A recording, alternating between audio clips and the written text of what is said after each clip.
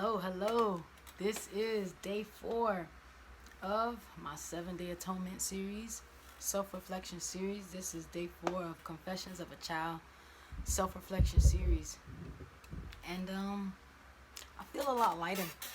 First 3 days was tough, but I feel a whole lot lighter. Makes me feel good that I'm able to have this 7-day series and to get this out of my system. So I guess I kind of want to get started into day 4. This is day 4, all about high school and my high school experience. So again, I do this because I believe that we can create inner peace through self-reflection, and I believe that we can sustain relationships through open communication, and that's how I learned. It takes a village to raise a child, and so I'm just trying to self-reflect on my life and everything that I've done and everything that I've learned and everything that I've accomplished and all the mistakes that I made. So going into day 4, I started to realize that I was real funny. I started to realize that, that I was funny and sarcastic and a little bit slick at the same time, but I also was very respectful. And so because of that, I always found myself going into 9th grade, I always found myself in trouble, but over like little dumb things, like I said something like too sarcastic to the teacher, or something like that. And going into high school, I was already in band, because band, it attracted me, because being able to understand music, I was able to start to really understand the world around me. And if you're not a musician, then you probably wouldn't understand that. But for everyone that loves music and who can really relate to music, understanding music and understanding those emotions that come from music, it really allows you to understand people and understand just sound and understand vibrations and understand the world around you. So that is why music became such a big thing in my life, starting in middle school. So going into high school, I was already back and forth in the high school program, in the high school band program, participating in that high school band program. And so because of that, it allowed me to, get a little bit more leeway with the high school students as a 8th, 7th, 8th grader. And so going into 9th grade, I kind of already had, an idea of high school and kind of how to do things. I had already participated in some games and some high school activities through band. And so, I was able to go to this high school band and start to really find myself and start to really learn about community and learn how to deal with peers and learn about peer pressure and learn about a lot of different things that most high school students go through. And I think because of that, I was able to really see how I was able to learn how to deal with confrontation. And so, in this high school experience, I think going into I really like band. I started to get really good.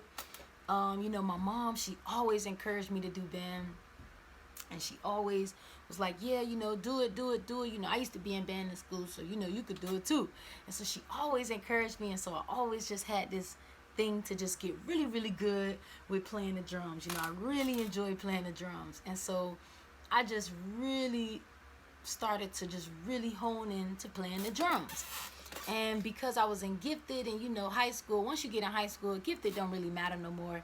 It's just like, put them in honors classes, put them in AP classes. It don't really matter no more.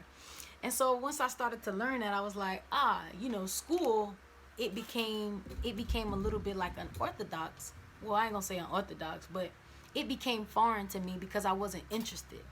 And so because I wasn't interested in school, because I didn't necessarily have the gifted experience, the hands-on experience, I had to be in like regular classes. I had to be with the regular kids. And so now it made me feel like, it really made me feel like school didn't really care about my learning process. And so going into, aspects with my dad, I know that I speak of my dad in such a rough way because he was extremely an authoritative parent. But coming out of middle school, I feared my dad, like I said in day 3. But going into high school, because I wasn't getting that attention from my mom, I actually started to talk to my dad. And so when I started to talk to my dad, I actually started to get closer to him. And the reason why I started to get closer to my dad was because, one, I think his approach changed with me. At this point, going into high school, he wasn't all about, just beating me and trying to get, or I wasn't getting in trouble, because he started to realize that I'm not a troublemaker. I'm not just getting in trouble. And so then our conversations or our confrontations, or whenever we were together, it actually started to become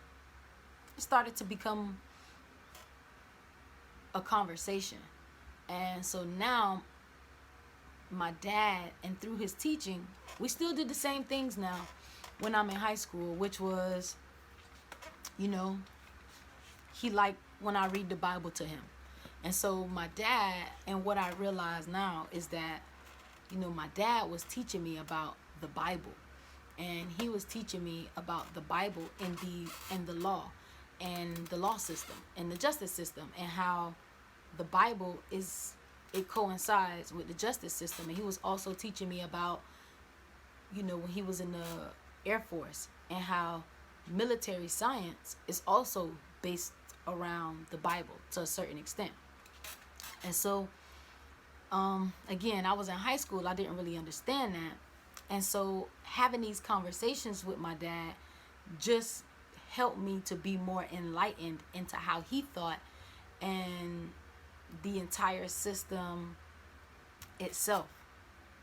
And so, again, like I said, going back to my personality in high school, I started to become really funny. There was something called ranking. And so anytime, so I had a stuttering problem, right? And so because of my stuttering issue, I used to have this self-conscious thing about talking in front of the class, because anytime I started to talk, I actually would start to stutter, because now I'm thinking too fast. And so because of my stutter, it actually started to enhance my ranking skills or my storytelling skills. And so going into that, I want to say that, again, I've always been a respectful kid.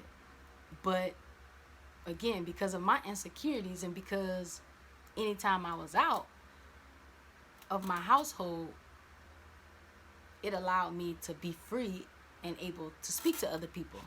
And so I became this ball of energy who wanted to just find a place to put all of that energy. And so in high school, my energy was actually shown through like my talking and my ranking skills and my storytelling skills and music, because in music and in band, you actually put out a lot of energy in that particular area. And so tell y'all about a science teacher.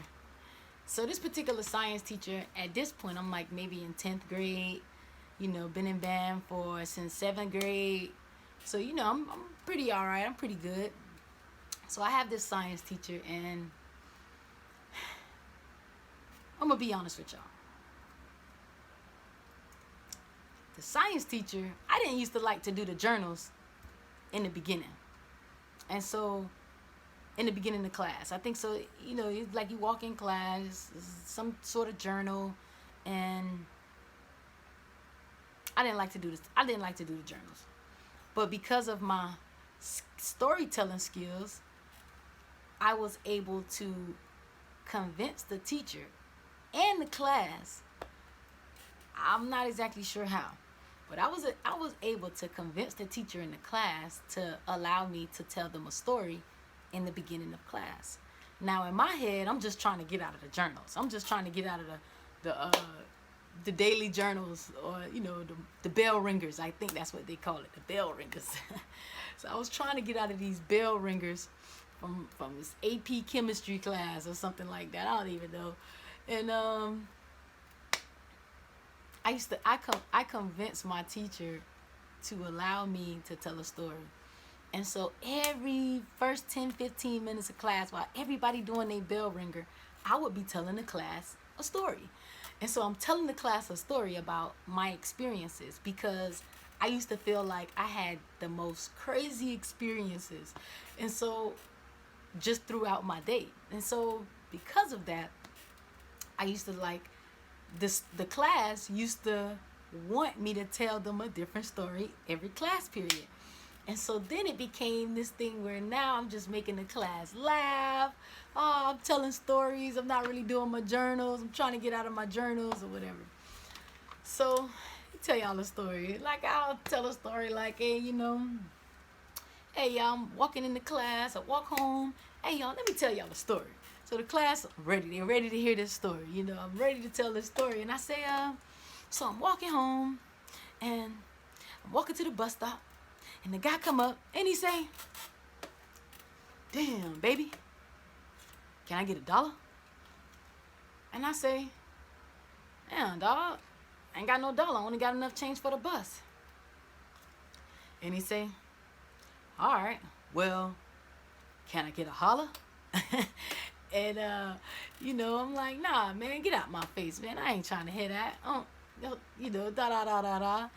And for some reason, again, I don't know what type of stories I used to tell, but the class used to be rolling. They used to be rolling on the floor, man. It was just such good energy because of these stories that I was telling. And so in that high school experience with band and just kind of being a people person, understanding people and understanding emotions, and just from the experience of a child, from being around those different families and knowing how to conduct myself in different sceneries or different settings, it allowed me to be who I was, and which allowed me to flourish. So in my dad's teaching, again, like I say, I didn't understand that he was teaching me about law and about the Bible. And so because he was teaching me that involved him teaching me a lot of history, that involved him teaching me about my family history, that involved him teaching me about just history in general, history of people, history of humans, science. It was a lot of science. And the way that my dad taught me, he was a screamer.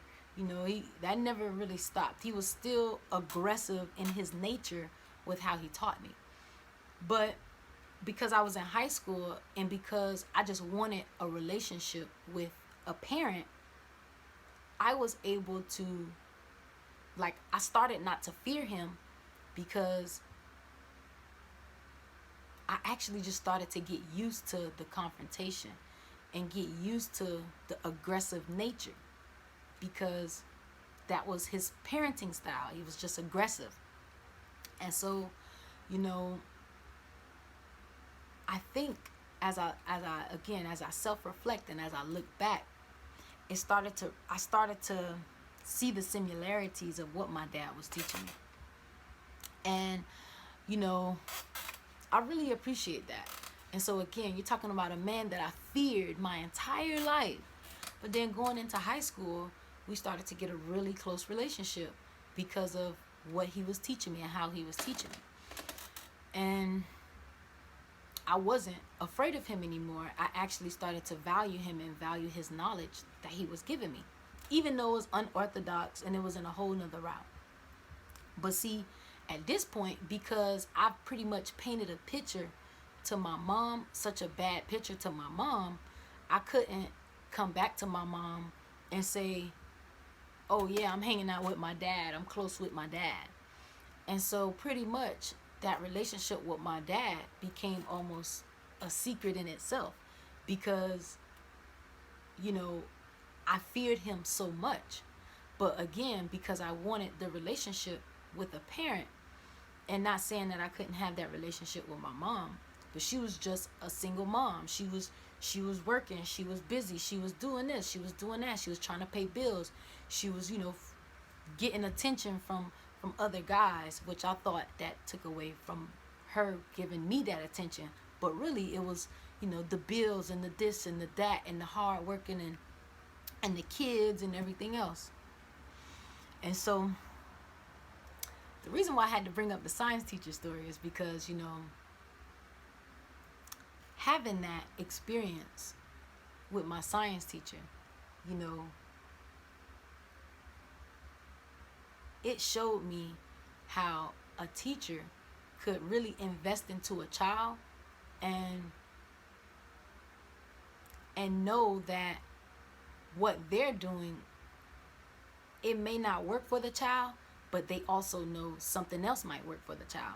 So going back to the science teacher,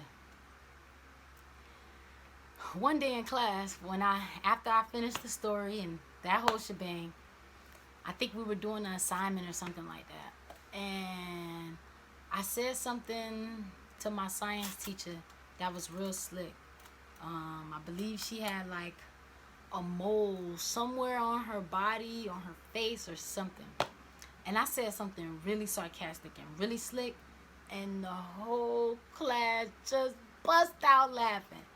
And she was like, you know, apologize. And, you know, back in those days, I was just like, I'm sorry, you know, I'm sorry. I didn't mean it, you know. But when I apologized, the class started laughing more. And so it really made me, like, you know, it made me think like, dang, like, I'm trying not to get in trouble, but the class keep laughing. So, you know, I was kind of like in one of those situations. And, yep, she wrote me up. That science teacher wrote me up. She wrote me up, gave me the referral, and sent me to the office. So I go to the office, and because, again, I have good rapport with everybody in the school, the administrators, the this, the that, all the teachers, I went to the office, and I gave the principal my referral. And the principal read the referral and was like, why you just can't behave yourself? Why you get sarcastic with the teacher? Why you getting slick with the teacher? And I was like, you know, my bad. I didn't mean it. I tried to stop. I tried to apologize. But the class kept laughing. She got more upset. She wrote me up. I was honest. I told the truth. I told what happened. The principal was like, just have a seat. You know, I'll take care of it. I think he was a little bit occupied with all the work he was doing. So I called myself going back to that science teacher class after the principal had asked me to do something. He asked me to help him out, go get another kid out of the class or something like that. And I end up somehow, some way getting back to the science class. I get back into the science class. I walk back in the classroom like nothing happened. She like, what you doing in here? I'm like, well, principal sent me back. Told me don't worry about it. Listen, y'all, when I say the class was snickering and laughing, they was just like, they had a ball with that.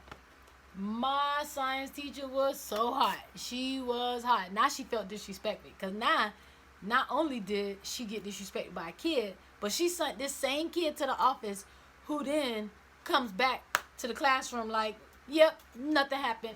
I'm all right. So again, y'all, just trying to say, like, you know, again, this is a 7-day atonement, self-reflection series. I'm reflecting on myself. I'm reflecting on who I was and how I was and how what I used to think about when I was a kid. And in that situation, I was wrong. I shouldn't have went back to that classroom and antagonized my science teacher, and I shouldn't have boasted in her face that because of my personality and because of my character, the principal kind of just let me go, kind of just ripped the referral paper up and kind of just let me go. I shouldn't have did that to her. But again, being a child and not understanding the difference, or not really having a good understanding of things, is why I did that. And then this same science teacher that was able to show me how, this same science teacher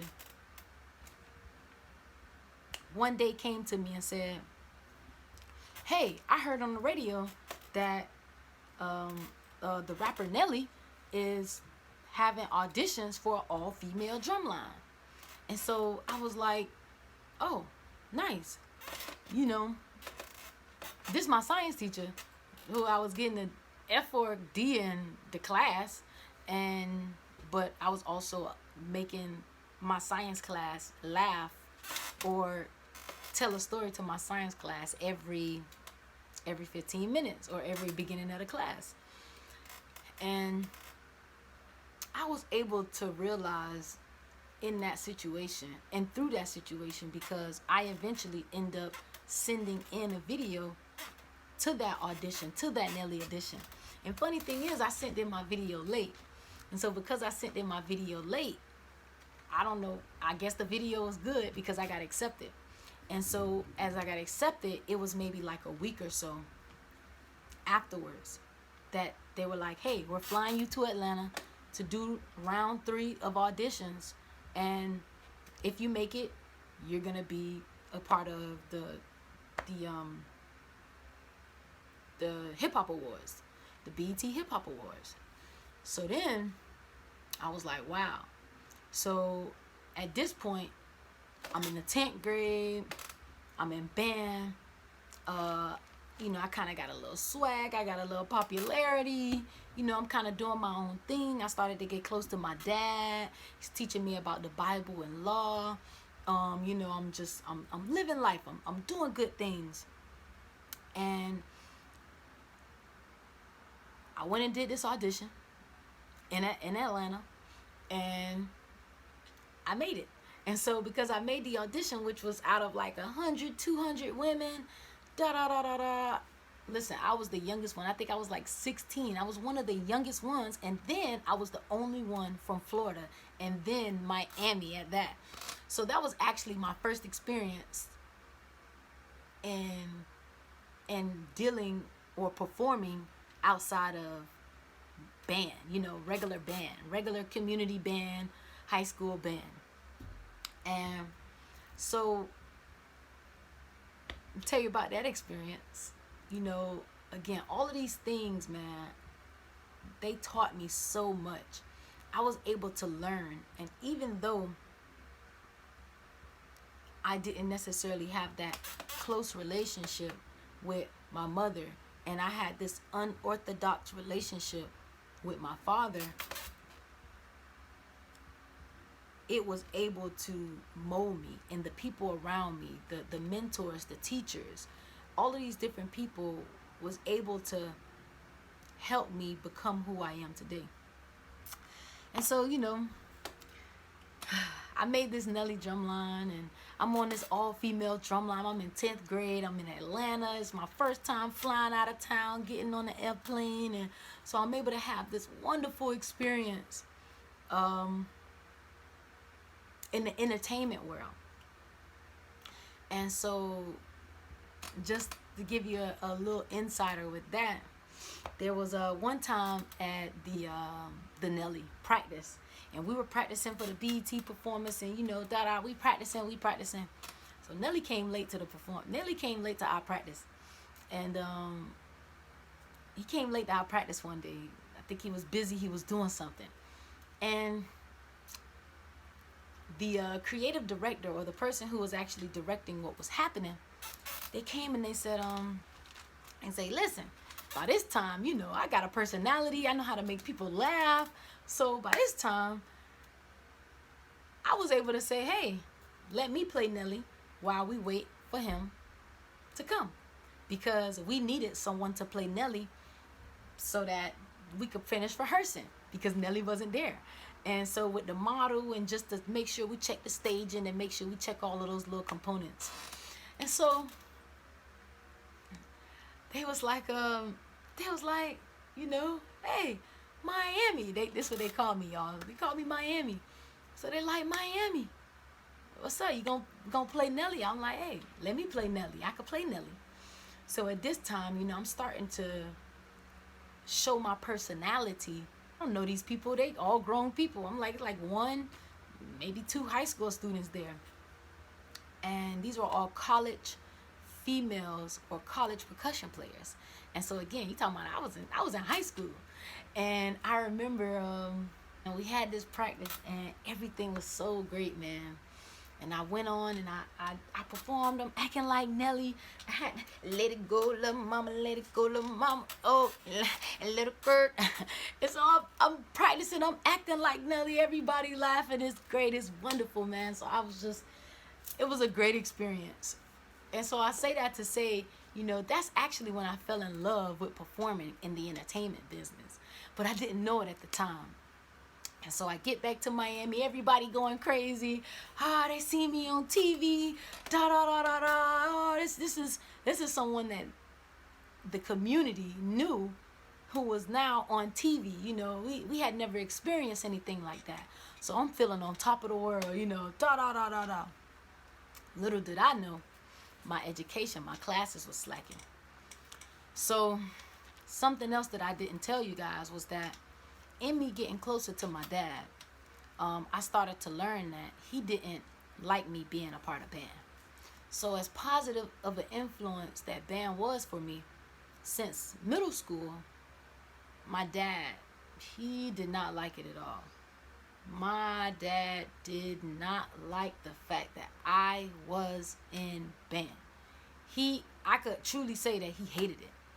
You know, he used to feel like I wanted to be a rapper, or I wanted to be a singer, or I wanted to just be this famous artist. And I always tried to explain to him that I'm not in band to become a famous musician or a famous artist. I'm in band because it makes me feel good. And it helps me understand the world around me. And I can also use band as a way to mentor others. And so, but my dad, he just really didn't understand that. But again, being a young high school student, I couldn't explain that to my dad. I was afraid to kind of explain that to him in that way. And so I was in band, obviously without his permission. My mom was okay with me being in band. She supported me being in band, but my dad didn't support it. And my dad was actually the relationship that I was getting closer to. I was getting closer to him, but he didn't like that. So again, going back into, now I'm the child that I have a secret relationship with my dad that's growing, and I actually really love this relationship with my dad. But then I also have this weird relationship with my dad because he didn't like me being a part of band. But it didn't matter because I live with my mom, so it didn't really matter at this point because I live with my mom. So my dad couldn't really tell me I couldn't be in band because what? I live with my mom. So I think that allowed me as a child to start to get like a little warped in my thinking, because now, because I live with my mom, I'm taking advantage of the openness that my mom had and the support that my mom gave me.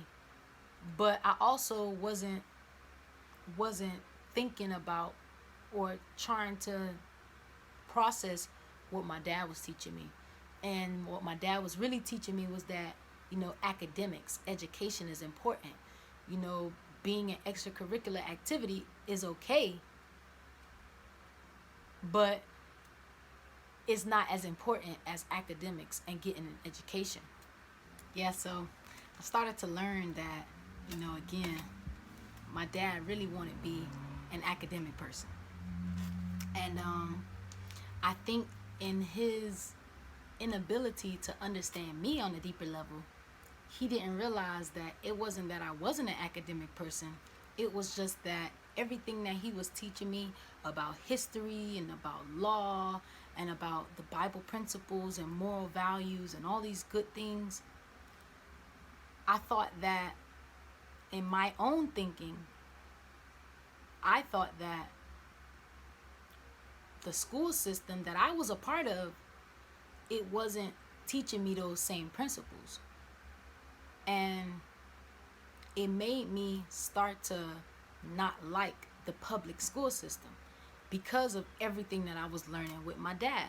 So not only did it make me start to not like the public school system because that's what I was a part of, but it also like started to make me not like the law or the justice system. And it was because of everything that my dad was it was everything that he was giving me from him and how he seen the world around him.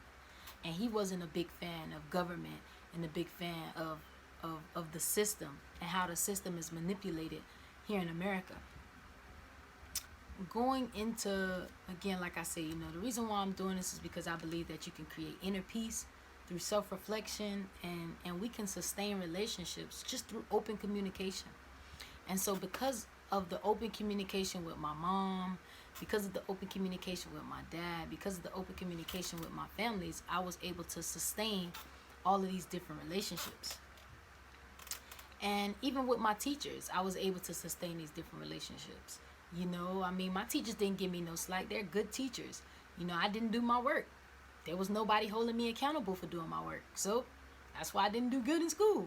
And so because I didn't necessarily have a parent to help me or guide me or stay on me and say, hey, make sure you get your grades right. Make sure you do this. Make sure you do that. And because I went on my own thinking, and my own thinking wasn't a mature mindset, I started to become upset at the system. I started to become upset and angry at the education system and how the education system has become, it really wasn't about the child anymore. It started to become more about the money, and it started to become more about I guess the status. And so having these understandings, but at such a young age, and on top of that, with no one else to talk to. I did talk to my dad, but the problem is I talked to my dad. I'm sorry, he talked to me. I didn't talk to him. I listened. And so because I was able to listen and just learn from just listening, every once in a while I ask a few questions. He'll break it down even more.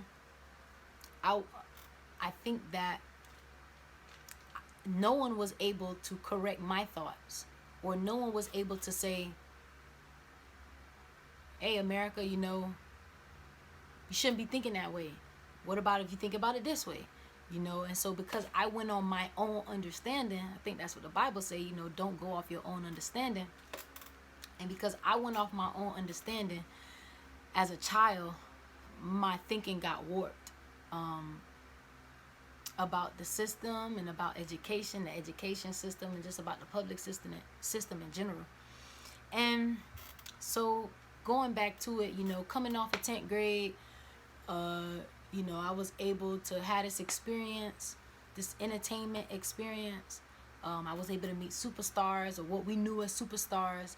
And I was able to see in that moment that they were just regular people who were just artists and who just end up having a lot of status because of them doing their art.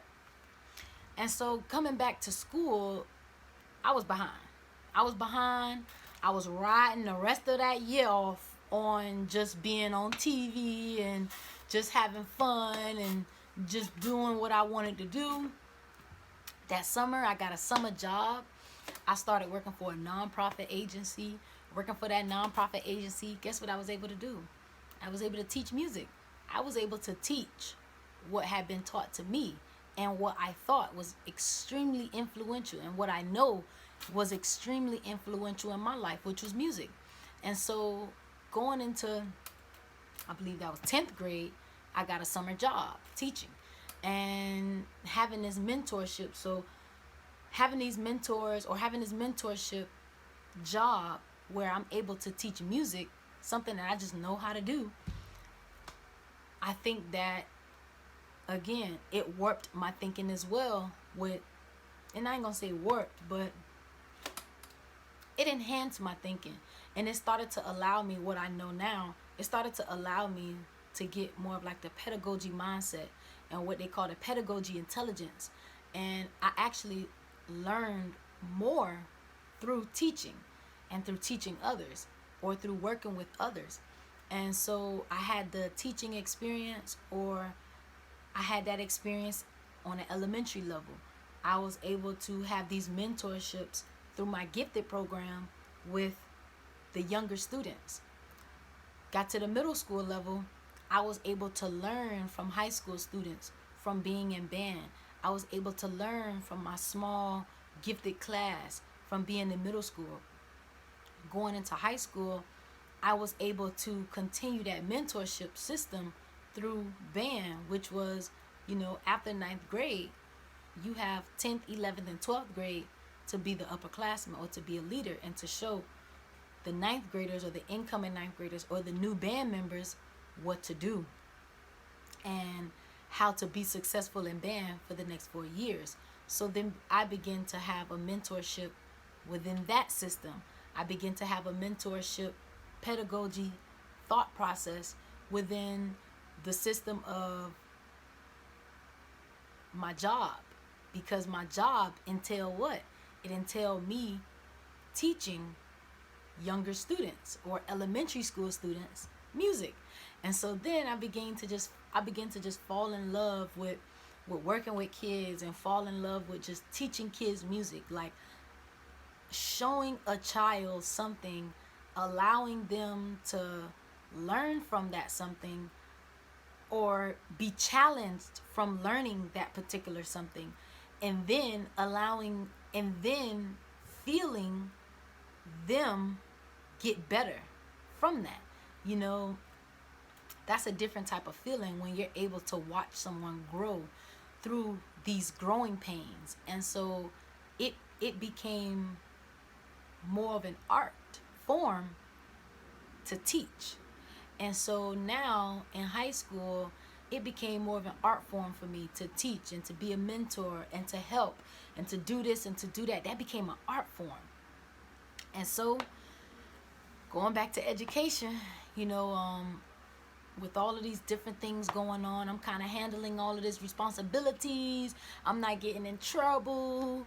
I'm not getting the best grades. But then because I wasn't getting in trouble with none of my teachers at school, I was able to what?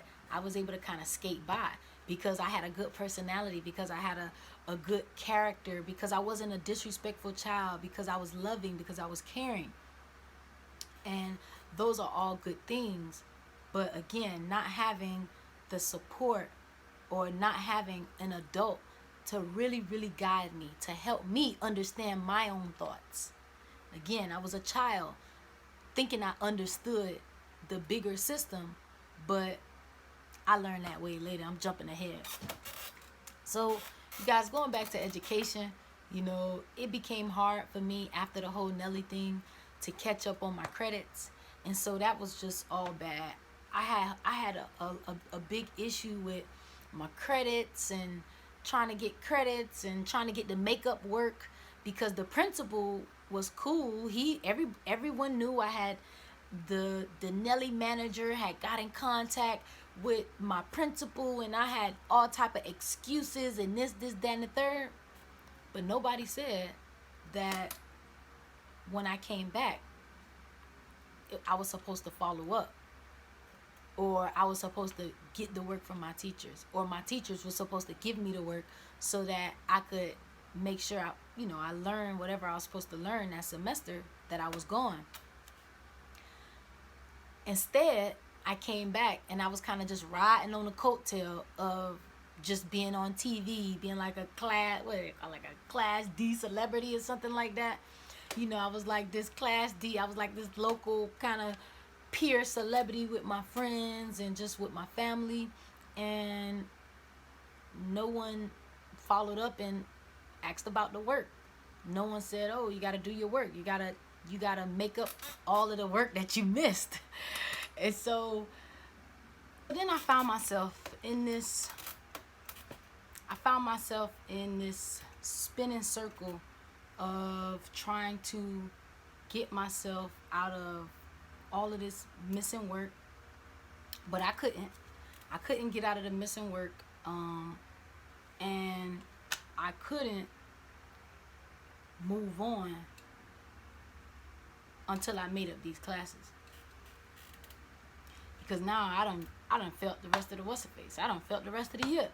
But again, because I had such a good personality, good spirit, I was a good person. I wasn't getting in trouble. I was a respectful kid. Teachers used to use me like to help them. They used to use me to help them do different things, help with the class, do this, do that.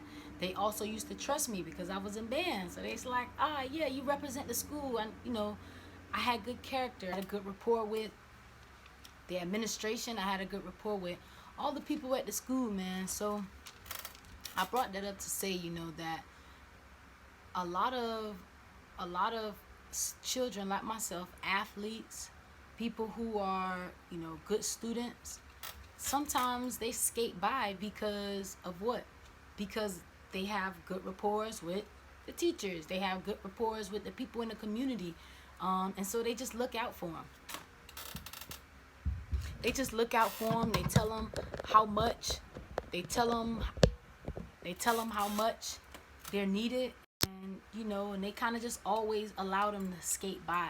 And so I was one of those kids that skated by. I skated by in high school. I pretty much talked my way through high school. And I really don't know how I did it. I don't, but technically I didn't. But that's how I did it. And I was able to learn that, I like experiences. I like the performing experience. I like the teaching experience. I like these hands-on learning principles versus the sit in the classroom and listen to the teacher tell you some history that's not even your history. And so, yeah, again, I was really upset with the school system. I wasn't able to process that. I just processed it all on my own. I was really upset with what they were teaching us specifically in the school system. I was like, I'm not learning about black people. I'm learning about slavery. I'm learning about this white history, this whitewashed history. And I didn't like that. But as a child, in my naive thinking, I wasn't able to process that with the rational mind of working within the system, because the system does work. And so, going into 12th grade year, I'm living this life that I love. I'm living a good life because I was a kid. So, of course, I'm processing it like, wow, I'm just doing what I want to do and living the life that I want to live because I'm doing the right thing.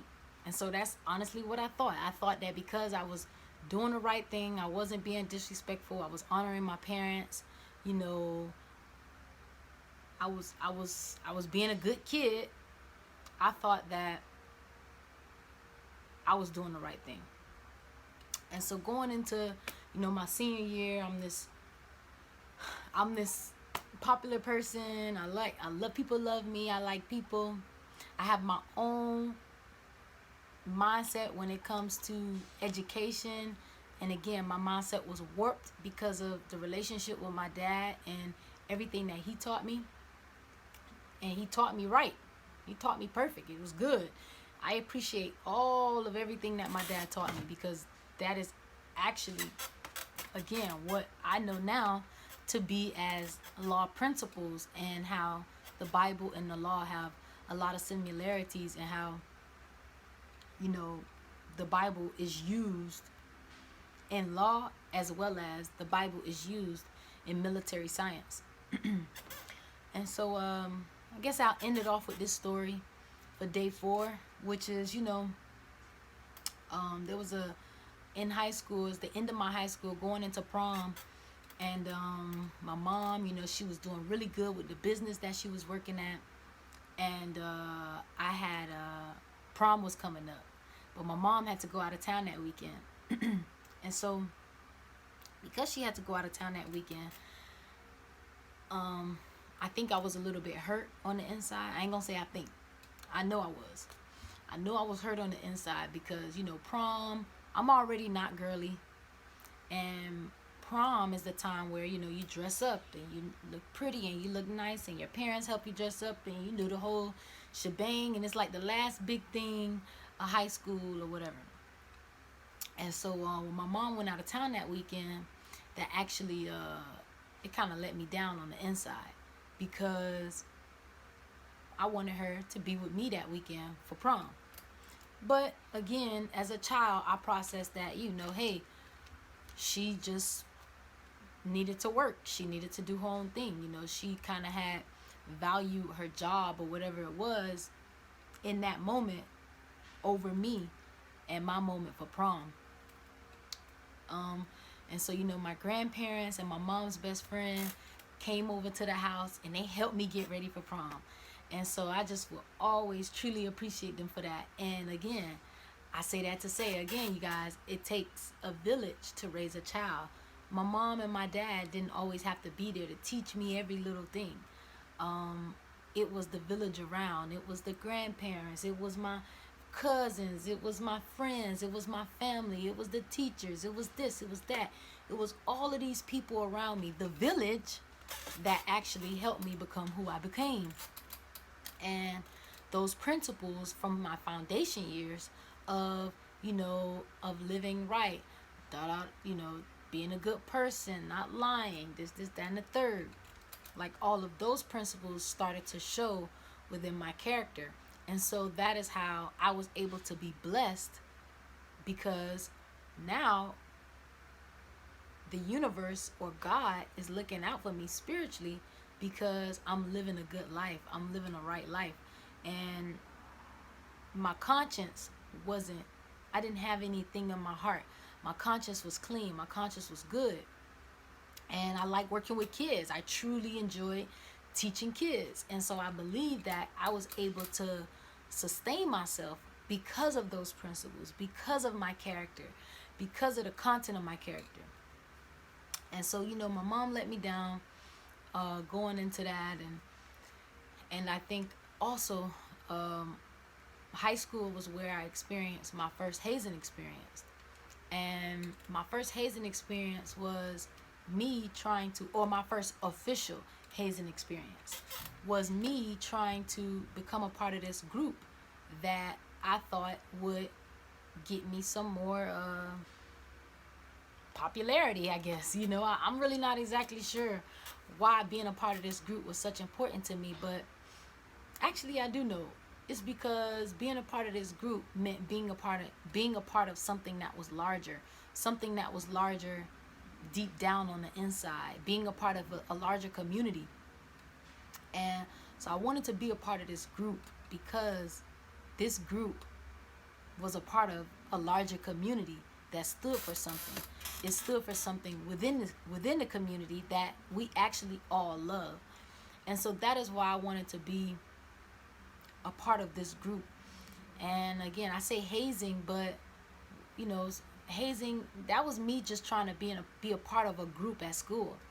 But what about those kids who want to be a part of a group, and to be a part of that group, it means doing something illegal, or it means being in a gang, or doing something you don't have no business doing as a child. And some people go that route. But again, as a child, and for all children, including myself, the only thing I wanted to do was what? I wanted to be accepted. I wanted to be accepted. And so that's really what it comes down to. I wanted to be accepted by my peers. And so I put myself in a position to be hazed, and I got beat with a paddle. And I got beat with this paddle in high school, thinking that I was just putting myself through this particular ritual in order to be a part of a larger group. So was that really my first hazing experience, or was my dad teaching me in his aggressive, authoritative parenting, was that really my first hazing experience? Um, Again, who's to say? And so, as a child, again, I'm warped in my thinking with how I process things. So, I think I'm gonna end day 4 right there. Day 4 ends, with me just finishing up high school and getting ready to move to another city to go to college and be a part of this band that I always wanted to be a part of. And this band camp that I used to go to every summer, I really had dreams of being a part of this organization, this music organization that I knew could help me and that was extremely important in the community. And I knew that it meant something within the culture, within the black culture, being a part of this particular band program and being a part of that experience. And so I went off to Tallahassee. And that's how I'm going to end day 4. So day 4, high school, I learned a lot. I got close to my dad. I wasn't as close to my mom, but I also, again, I realized that I took advantage of her kindness and, her openness as a parent. And, I also realized that my dad was teaching me the right way. He was teaching me the right things, just not in the best way. And so I think that that's a beautiful thing, and I'm just really, really happy that I'm able to reflect on myself and my life as a child in the way that I thought, and I'm able to know the difference with how I think. So, I learned that I took advantage of the situation because of my character. Not necessarily that my character was bad or I was this disrespectful kid, but I took advantage of my teachers, of the people around me, because I had a good character. I was nice. I was the good student, but I was also the student that kind of did whatever she wanted to do with not a lot of parental guidance. And like I say, my dad, he did a good job with trying to guide me and trying to focus me in school, but because of everything else that he taught me, I thought that it was an oxymoron for him to be also telling me to go and learn from the system that I didn't believe in already in my heart at that young age. So I was able to learn. And day 4, Confessions of a Child, self-reflection series. Yeah, this is day 4. And I just want to end it off with my daily prayer, which is, I submit my being to the universe. I submit my being to the world. I submit my being to all of creation. I submit my being to Last Air Society. I submit my being to my community. I submit my being to my family. I submit my being to my students and all my children and all the children of the world. And I submit my being to my parents. And I submit my being to my mind, my body, and my spirit. Day 4 gets better, man. It gets better. Day 5, college. Let's go.